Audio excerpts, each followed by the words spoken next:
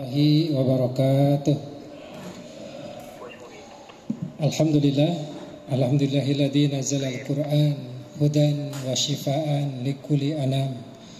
Wa nusalli ala habibina wa syafiina wa qudwatina Muhammad sallallahu alaihi wasallam wa huwa alladzi arsyadana ila khairi ad-dunya wal akhirah. Wa nahdhu subhanahu wa ta'ala an yuhayya lana hudur fi hadzal majlis fi Masjidi Al-Mahkamah fi Sihha wal Afiyah. Amma ba'd. Pertama-tama mari kita panjatkan puji syukur kepada Allah Subhanahu wa taala, salawat serta salam ke baginda Rasulullah sallallahu alaihi wasallam.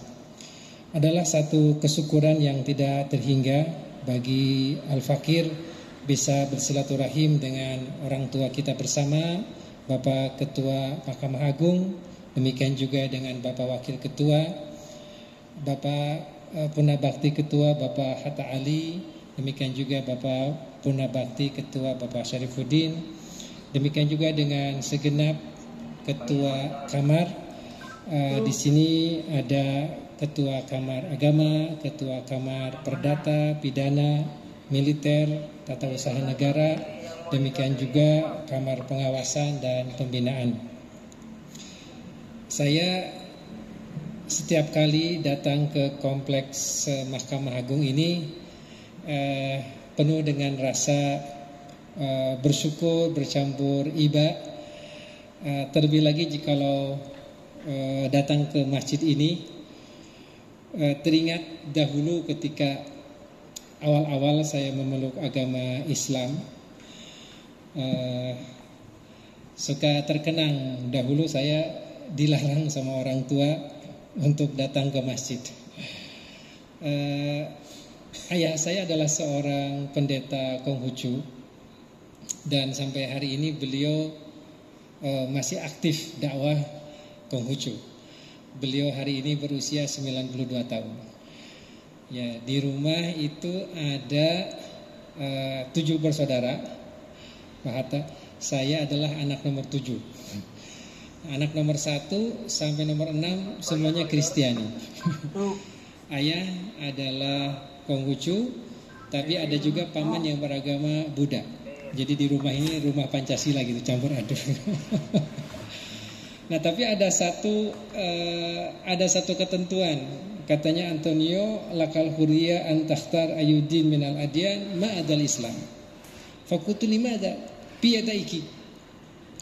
Why Islam cannot be chosen? Limadha Islam mamnu al-ikhtiyar? Kenapa Islam nggak boleh dipilih? Nah, ini mungkin menjadi perenungan bagi saya pribadi. Kata beliau, Antonio, tidakkah kamu lihat siapa yang banyak yang miskin, yang terbelakang di Indonesia? Itu umat Islam. Siapa yang suka mencuri sendal, sepatu saat taraweh? Orang Islam juga katanya. Terus siapa yang suka korupsi di BUMN, Pemda, Pertamina? Umat Islam juga. Nah, jadi ayah tidak mau anak ayah bergabung dengan mereka. Saya nggak bisa jawab tuh. Nah, tetapi setelah melanglang buana ke Kairo, ke sana ke sini sekolah, akhirnya saya bisa menjelaskan. Kata saya, ayah, apa yang ayah lihat itu bukan Islam. Apa yang ayah lihat itu adalah those who claim that themselves are the followers of Rasulullah SAW, written in their ID Muslim, but their behavior, their code of conduct are jahiliyah. Kata saya, apa yang ayah lihat itu bukan Islam, tapi mereka itu ngaku-ngaku beragama Islam. KTP-nya tertulis Islam, tetapi akhlaknya, perilakunya, budayanya jauh dari Islam, jauh dari Al-Quran yang kita peringati hari ini. Mereka itu Muslim. Jadi kalau ayah pergi ke New York, siapa yang mencuri, siapa yang brengsek, merem aja gitu, pasti orang Kristen. Kalau ayah nanti ke Bangkok, siapa yang ada di tempat prostitusi, di tempat yang tidak senonoh, merem aja itu pasti Buddha. Jadi kebetulan aja di Indonesia mayoritas adalah Muslim. Jadi ketika yang negatif-negatif itu adalah yang Muslim.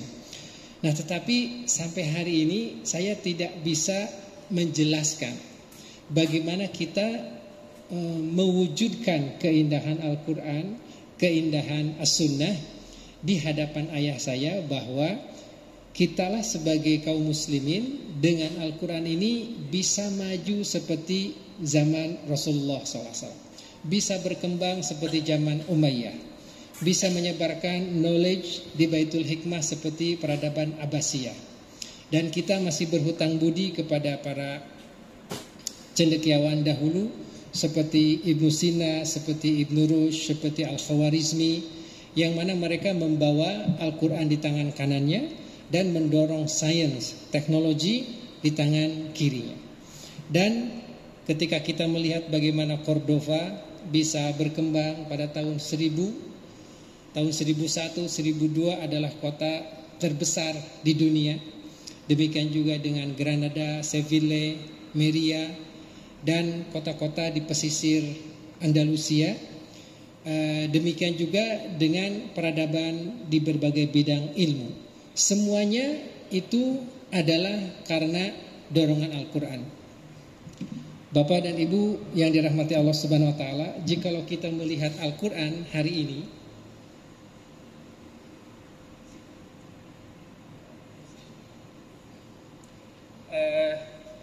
Al-Quran ini adalah Al-Quran yang sama yang turun kepada Nabi besar Muhammad SAW. Al-Quran ini adalah yang turun ke Abu Bakar As-Siddiq. Al-Quran ini adalah yang turun ke Umar bin Khattab. Al-Quran ini adalah yang turun ke Bilal Al-Habsyi. Al-Quran ini adalah yang turun ke Abu Hurairah. Tidak ada satu ayat pun yang tanggal, tidak ada satu huruf pun yang copot. Seperti janjinya, inna nahnu nazzalna dzikra wa inna lahu lahafidun. Akulah yang telah menurunkannya dan aku pula lah yang menjaganya. Jadi Al-Quran inilah yang sama persis yang turun ke Nabi besar Muhammad SAW tahun 571, tahun 622, dan Al-Quran ini juga yang sama dengan kita tahun 2025. Nah, apa yang beda? Dan kalau kita melihat perawakan Bilal itu tetap hitam, kulitnya tidak berubah jadi putih ketika turun Al-Quran. Dan kita juga melihat Abdullah ibn Mas'ud, badannya itu pendek, kurang lebih sekitar 130 cm. Kalau beliau bawa pedang, pedangnya itu kena tanah. Demikian juga perawakan Umar bin Khattab tidak berubah, beliau badannya besar, gemuk. Lantas apa yang telah merubah? Tadinya bangsa Arab tidak dilihat dalam konstelasi peradaban. Peradaban besar ada Romawi, peradaban besar ada Persia, sementara Jazirah Arabia itu 1500 tahun yang lalu belum ada minyak, belum ada teknologi, belum ada tanaman, tidak ada sawit, tidak ada buah-buahan, dan tidak ada aluminium, tidak ada nikel. Yang ada hanya gurun pasir dengan segelintir penggembala dan pedagang. Tetapi apa yang telah merubah bangsa yang tidak dilihat peradaban dunia itu? Mampu membentangkan peradaban dari gurun Gobi, membentang sampaikan ke Jazirah Arabia, sampaikan ke Mesir, sampaikan ke Libya, Tunisia, Maroko, naik lagi sampaikan ke Andalusia, masuk ke Azerbaijan, sampaikan ke Malaysia, Brunei, Singapura, ke Indonesia, lanjut lagi ke sebelah timur. Apa yang telah merubah mereka? Jawabannya ternyata perubahan itu hanya ada sebuah tumpukan kertas 604 halaman. Jikalau dicetak besar jadi besar, dicetak kecil jadi kecil, dibuat seperti handphone masuk, dan di dalam saku juga masuk. Bedanya, dahulu Al-Quran sampai di tangan Umar bin Khattab, sampai di tangan Abu Bakar berubah menjadi bom nuklir. Al-Quran di tangan kita hanya jadi mas kawin. Itu yang berbedanya. Ketika bertemu dengan hati yang siap, ketika bertemu dengan kolbu yang tangguh, maka Al-Quran menjelma menjadi satu peradaban, menjelma menjadi satu pancaran energi. Nah, sementara kita dari berbagai cara kita berinteraksi dengan Al-Quran itu tidak menunjukkan satu yang sangat-sangat menggembirakan. Sebagai satu contoh, bagaimana kita memastikan kita bisa membaca Al-Quran dan ketika kita buka kemudian kita bisa memahaminya.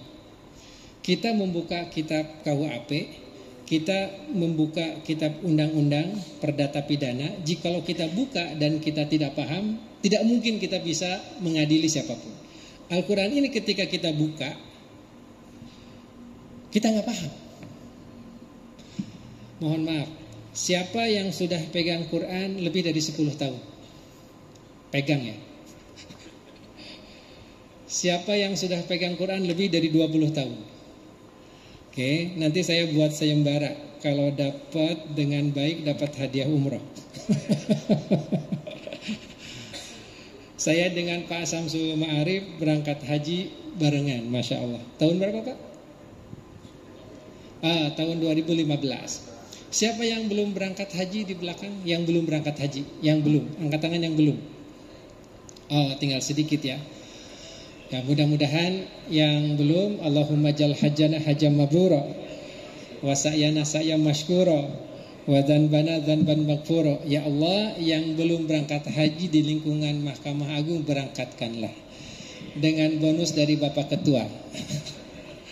Nah, insya Allah.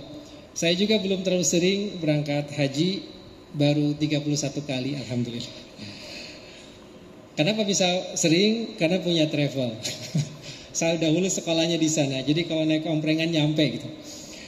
Nah, Bapak Ibu, ketika Al-Quran itu kita buka dan diterjemahkan ke dalam bahasa Madura, keindahannya hilang. Coba lihat, indahnya Qul a'udzu birabbin nas, malikin nas, ilahin nas, min syarri waswasil khannas, alladzi yuwaswisu fi sudurin nas minal jinnati wan nas. S diterjemahkan ke dalam bahasa Indonesia itu hilang S-nya.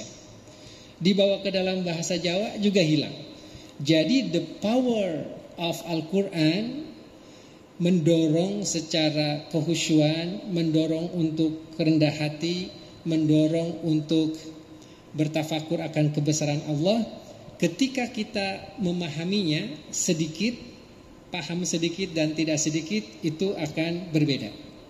Nah, saya pun demikian. Dahulu ini kitab yang mohon maaf saya tidak suka ketika belum mengenal Islam.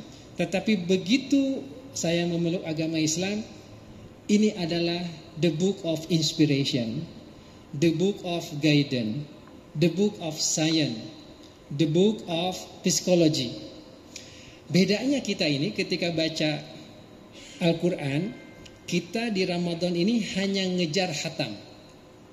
Sudah khatam berapa kali? Sudah khatam berapa kali? Nah, tetapi kita tidak pernah merenung bagaimana misalnya kita menghatamkan terjemahnya.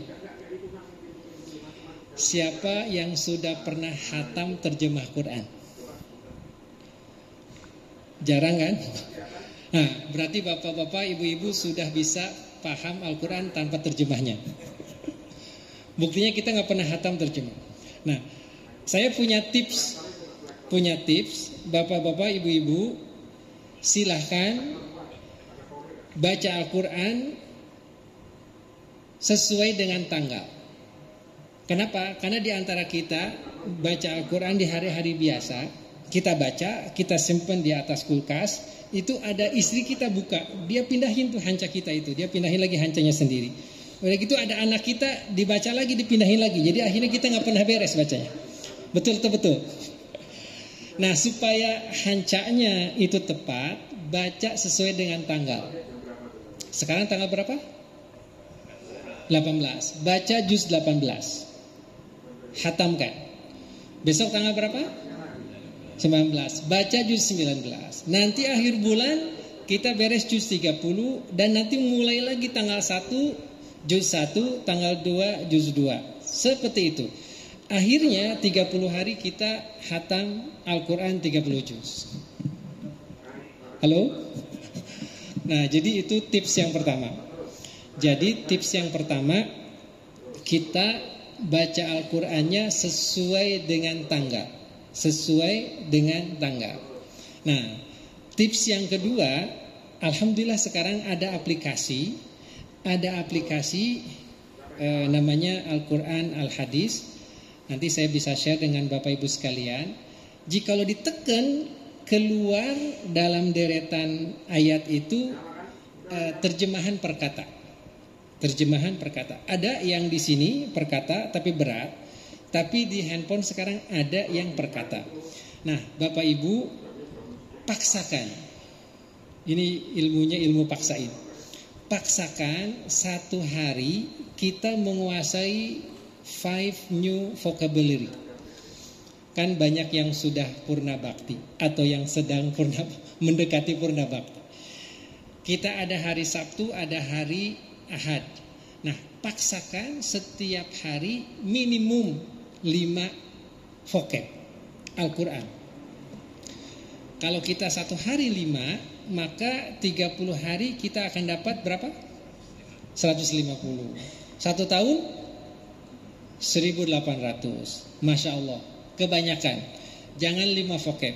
Cukup satu vocabulary saja satu hari. Kataba yaktubu, doroba yadribu, nasara yansuru, yakla'u, yamla'u, al-jibal, as-sahab, kemudian juga jamhariro. Satu hari satu kata, satu bulan kita sudah dapat 30, satu tahun 365.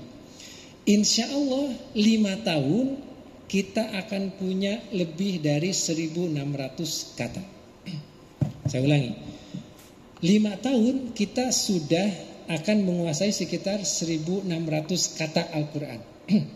Dan Masya Allah, ketika Bapak Ibu mendapatkan pengertiannya, maka ketika kita mendengarkan taraweh, insya Allah kita akan bisa memahami sekitar 30%.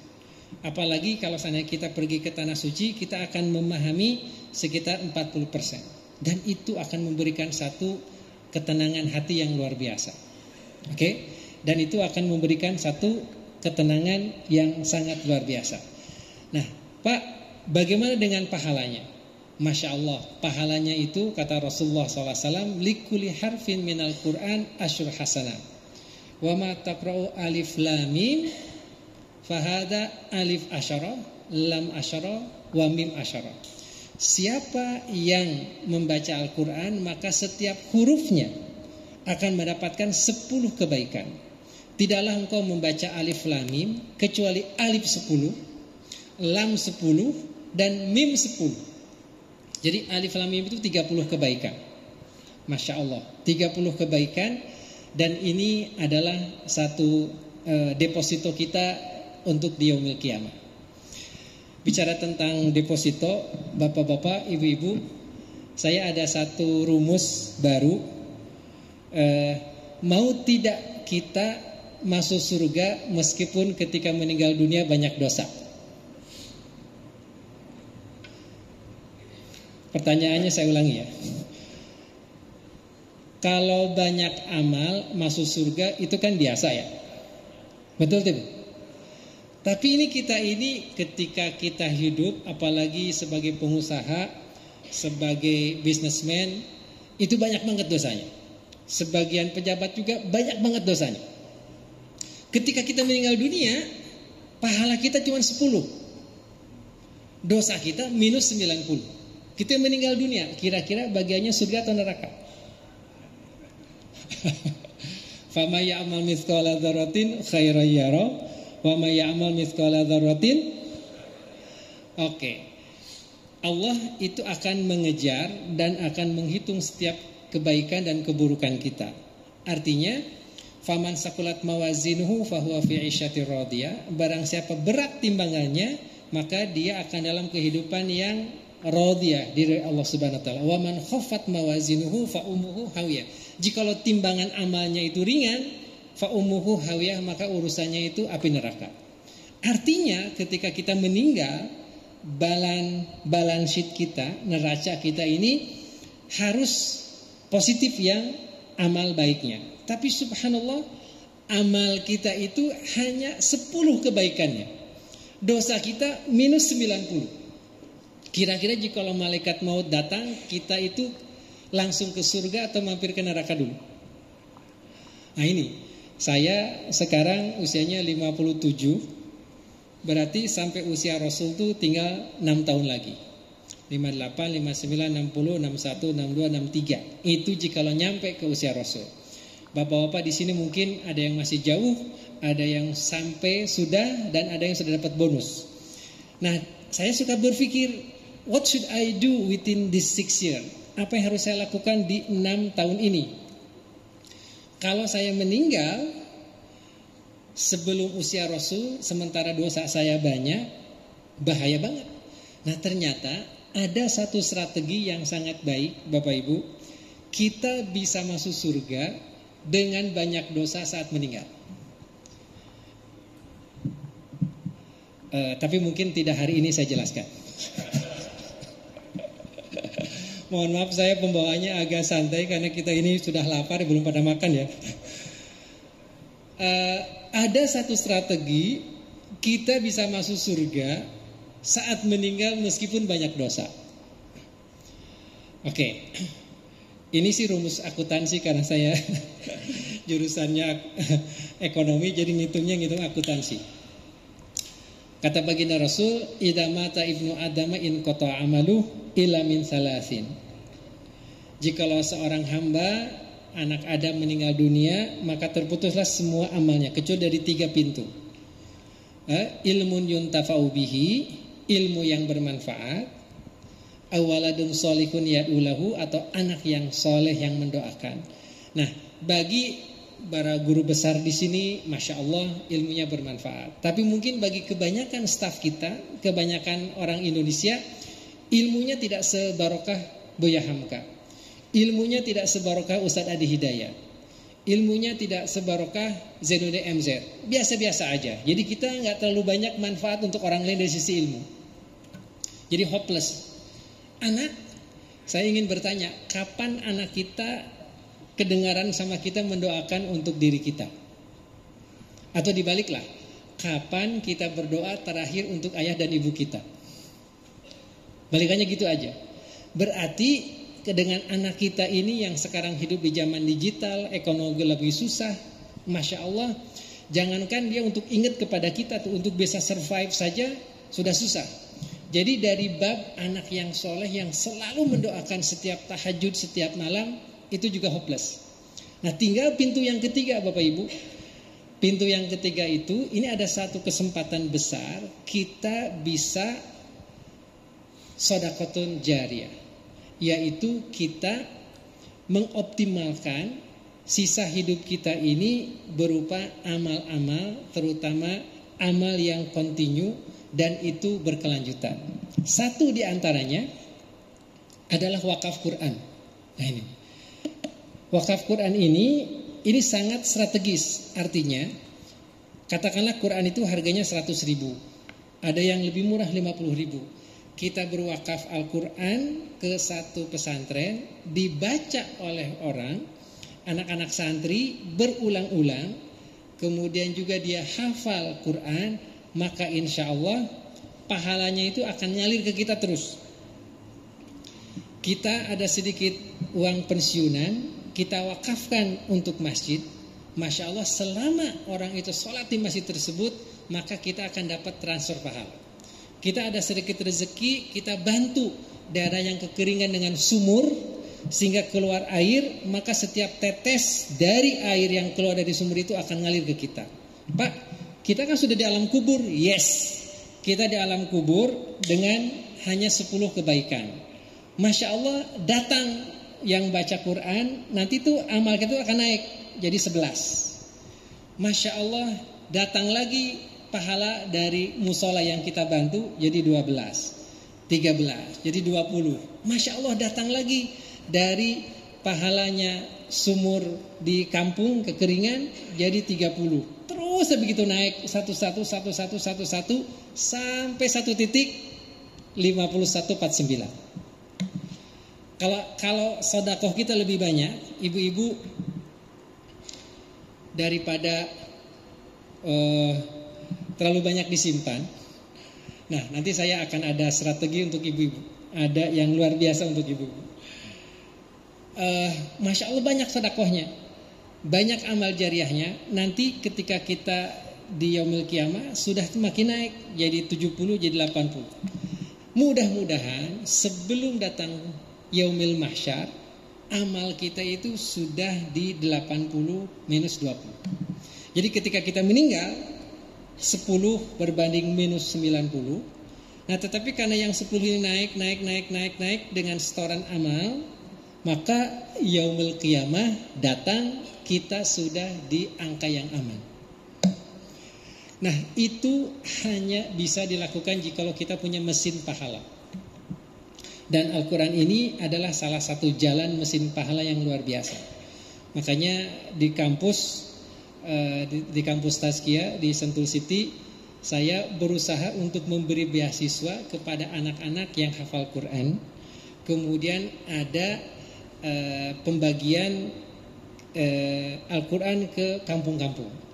Nah, insya Allah ini akan menjadi mesin pahala bagi kita yang akan terus jalan dan terus jalan dan terus jalan dan terus jalan. Nah, mudah-mudahan kalau kita banyak dosa, kemudian kita ingin bisa rada aman, ini adalah satu yang sangat-sangat menggembirakan. Oke, Bapak dan Ibu yang dirahmati oleh Allah Subhanahu Wa Taala, Masya Allah, Al-Quran dan saum yang disebut dalam satu hadis Rasulullah SAW, Innal Qur'ana sayashfi ahlahu yaumal qiyamah fayaqul ya Rabbi qad mana'tuhu minan naum fasyafi'ni fi wasiyam yaqul ya Rabbi qad mana'tuhu minal akli wasyurbi fasyafi'ni fi. Al-Quran dan saum yaumul qiyamah akan datang kepada para pembelanya. Al-Quran datang, ya Allah, aku telah menahan yang baca Quran dari tidur, dari bisa berjalan-jalan, dari bisa menonton TV, maka berikanlah kesempatan kepadaku untuk memberikan syafaat kepada orang yang selalu membacanya. Kemudian juga saum datang kepada Allah Subhanahu Wa Taala, meminta diberi kesempatan untuk memberikan syafaat kepada para pelaku saum. Karena aku telah menahannya dari makan dan minum, berikanlah kesempatan untuk memberikan syafaat kepada yang berpuasa. Jadi Al-Quran akan memberikan syafaat dan saum juga akan memberikan syafaat. Nah, Masya Allah, itu yang kita harapkan luar biasa. Nah, tetapi mungkin ada satu kegundahan, Bapak Ibu yang dirahmati Allah Subhanahu Wa Taala. Ada satu kegundahan yang sangat amat besar. Mengapa Al-Quran dan mengapa Ramadan, saum belum banyak memberikan dampak kesolehan bagi bangsa ini? Saya ulangi, ini pertanyaan bagi saya pribadi. Kita sudah berpuasa, Masya Allah udah puluhan kali. Di sini mungkin kalau kita puasa sejak tahun 2000 saja, sekarang sudah 25 kali kita berpuasa. Kalau saja kita itu setiap tahun menjadi lebih baik 3%, jangan banyak-banyak, 3% kita lebih baik, maka ada 75% kemajuan. Artinya bangsa Indonesia itu sudah 75% menjadi lebih baik. Tetapi mungkin Bapak-bapak di Mahkamah Agung sangat banyak melihat ternyata kasus korupsi di Republik ini semakin hari semakin meningkat. Apa yang kita dengar di Timah 300 triliun, apa yang kita dengar di Pertamina, Masya Allah 190 sekian triliun. Saya dengar PLN juga sebentar lagi meledak. Saya dengar juga di Telkom juga tidak kalah besarnya. Demikian juga di berbagai daerah lainnya. Artinya kita sudah berpuluh tahun berpuasa, kita sudah berpuluh tahun baca Quran, cuman not yet getting better. Apa sebabnya? Apakah Qurannya yang salah? Apakah saumnya yang salah? Atau kitanya yang agak salah? Nah, dalam kesempatan sedikit ini tampaknya dari perenungan itu kita belum mendapatkan makna terdalam dari saum. Kita belum bisa membawa semangat Al-Quran ke semua aspek kehidupan kita. Jadi Rasul dan Al-Quran ini kita kerangkeng di mihrab, tapi Al-Quran semangatnya tidak kita bawa ke pasar. Semangat Al-Quran tidak kita bawa ke dalam perdagangan. Semangat Al-Quran tidak kita bawa ke dalam transaksi jual beli. Semangat Al-Quran tidak kita bawa ke dalam tender. Nah, ketika kita di masjid, ketika kita di musola, alhamdulillah kita sangat islami. Tetapi pas kita keluar, pas kita ke pasar, pas kita berurusan dengan uang, Al-Qurannya kita tinggalkan. Dan ini adalah yang terjadi setiap hari di berbagai belahan dunia Islam. Nah, dengan saum ternyata kita belum dapat makna terdalam dari saum. Memang yes kita taraweh, yes kita menahan lapar, yes kita menahan haus, tapi ternyata masih ada satu yang belum kita dapatkan. Apakah itu? Makna terdalam dari saum ternyata bukan sholat taraweh, ternyata bukan sholat Idul Fitri. Makna terdalam dari saum, ahlan wa sahlan Pak Bagirmanan, ini guru kami semua. Izin Ananda untuk lanjutkan. Makna terdalam dari saum ternyata adalah al-imsak. Al-imsak minal akli wa syurbi, al-imsak minal kalam fi ghairi mahalihi, al-imsak minas sama'a, al-kalam laisa syar'i, al-imsak al-itijah ila mahalil muharram.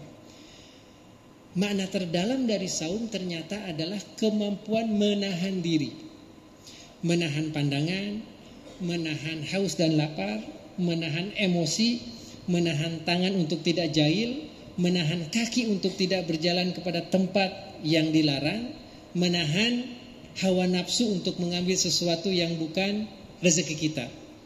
Seperti sabda Rasulullah SAW, laisa as-saum minal akli wa syurbi wa inama as-saum minal al-lagwi wa rafas. Saum itu intinya bukan dari menahan makan dan minum, tetapi dari perkataan dan perbuatan yang lagu dan fasik. Nah, bangsa ini sudah bisa menahan makan dan minum, tetapi bangsa ini belum bisa menahan ketamakan. Bangsa ini belum bisa menahan untuk tidak mengambil yang bukan haknya. Bangsa ini sudah bisa menahan dari yang halal dari jam 4.30 sampai jam 6, tetapi Masya Allah bangsa ini belum bisa menahan dari yang haram setelah Idul Fitri. Padahal makna terbesar dari saum adalah menahan diri. Katakanlah Bapak Ketua itu memerintahkan seorang staf, ini tolong diantarkan ke Bapak Hatta Ali yang ada di airport. Beliau mau ke Singapura, ada tugas. Datanglah seorang staf ini membawa surat dari Bapak Ketua ke Bapak Profesor Dr. Hatta Ali yang ada di airport. Dia berangkat dari sini jam 2 siang. Bawa mobil sendirian, kacanya 70% gelap. Pas keluar dari sini lewat Monas mau masuk tol, di depan dashboardnya itu ada hamburger. Masya Allah, triple Big Mac. Ada daging, ada hamburgernya, ada tomatnya dibungkus pakai aluminium foil. Kemudian juga ada sambal sama jeruk nipis. Di sampingnya ada jus orange yang dingin karena ada cooler. Bayangkan, jam 2:30 sendirian di mobil, nggak ada yang melihat. Pertanyaan saya, apa kekuatan yang sudah menahan seorang staf ini tidak makan?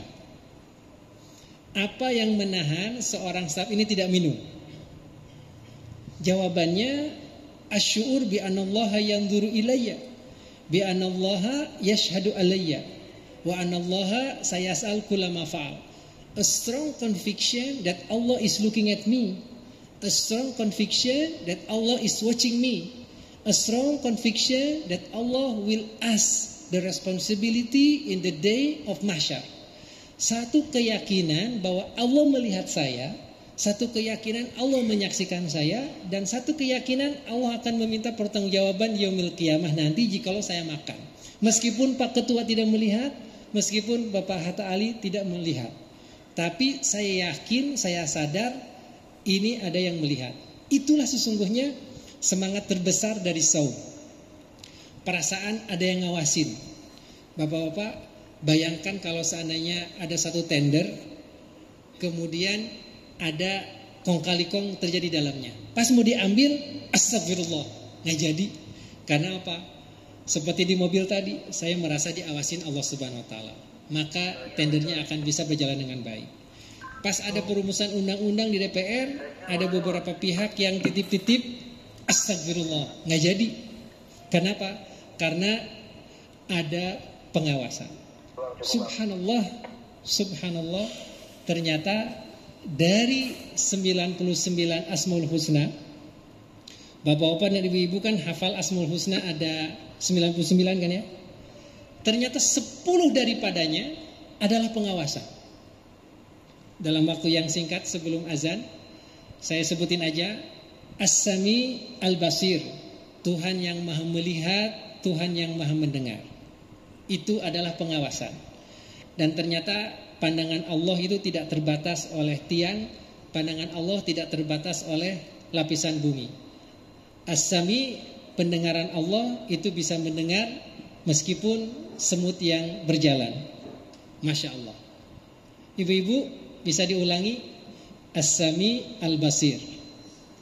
As-Sami Al-Basir itu 2. Yang ketiga, Al-Alim Al-Khabir, Tuhan yang mengetahui, Tuhan yang super sangat detail pengetahuannya.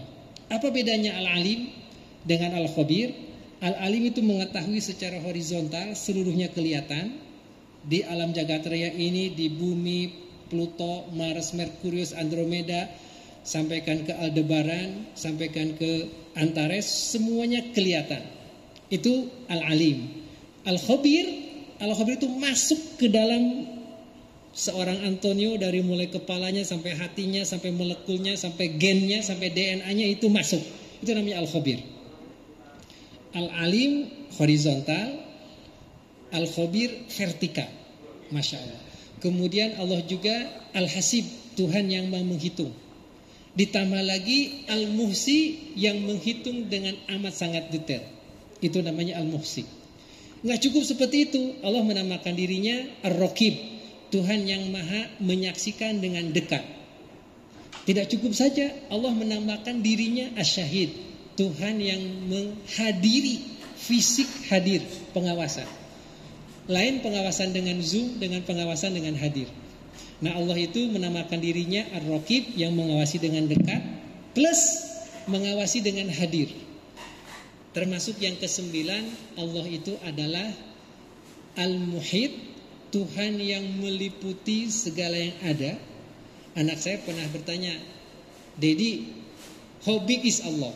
Kata saya, you know the earth, you know the sun, you know the Milky Way, you know Andromeda, Allah is bigger than that. Itulah Al-Muhit, menguasai. Allah juga yang 10, Al-Jami', yang menghimpun dari awal sampai akhir. Dari Nabi Adam sampai yaumil qiyamah, dari mulai akil balik sampai kita meninggal. Jadi 10. Kita ulangi yang 10 ya, sebagai oleh-oleh buka puasa. Al-Alim Al-Khabir. 1, 2, 3. Al-Alim Al-Khabir. As-Sami Al-Basir. Kemudian Al-Hasib Al-Muhsi. Ar-Raqib Asy-Syahid. Al-Muhit Al-Jami'. Saya ulangi lagi, sendirian aja saya. Al-Alim, maha mengetahui. Al-Khabir, super duper pengetahuannya. As-Sami Al-Basir, maha melihat, maha mendengar.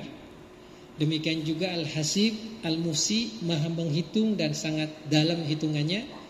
Kemudian juga Allah itu Al-Muhit dan Al-Jami, Tuhan yang sangat-sangat meliputi dan dari awal sampai akhir, termasuk juga adalah Allah Ar-Raqib dan Asy-Syahid.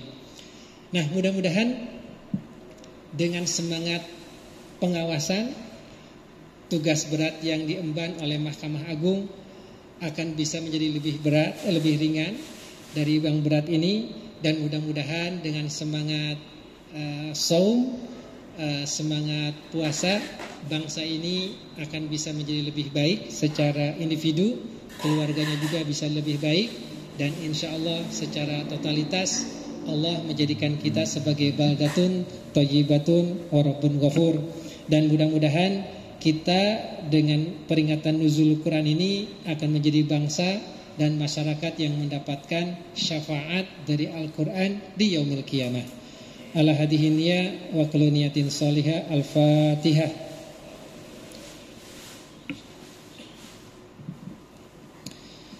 Bismillahirrahmanirrahim. Alhamdulillahirabbil alamin. Hamdan yuafi ni'amahu wa yukafi mazidah. Allahumma rabbana lakal hamdu syukra wa lakal manu fadla wa anta rabbuna haqqa wa nahnu ibaduka riqa. Allahumma taqabbal salatana wa siyamana wa tarawihana wa itikafana.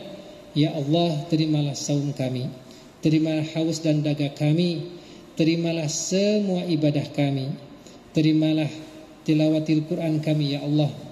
Ya Allah, la tada' lana fi yaumina hadza dzanban illa ghafartah, wala hamman illa farajtah, wala dainan illa sadattah, wala maridan illa syafaitah. Jangan ada dosa di bulan ini kecuali Engkau ampuni. Jangan ada kebingungan kecuali Engkau lapangkan. Jangan ada kesulitan ekonomi kecuali Engkau mudahkan. Jangan ada yang sakit kecuali Engkau sembuhkan. Ya Allah, panjangkanlah usia para pimpinan Mahkamah Agung ya Allah, yang aktif dan yang sudah pernah bakti ya Allah. Ampunilah segala khilaf dan dosanya ya Allah.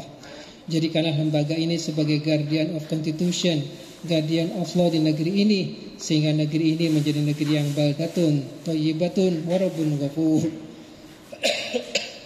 Ya Allah, terimalah semua doa kami, terimalah semua amal kami. Rabbana atina fid dunya hasanah wa fil akhirati hasanah wa qina azabannar. Walhamdulillahi rabbil alamin. Al-Fatihah.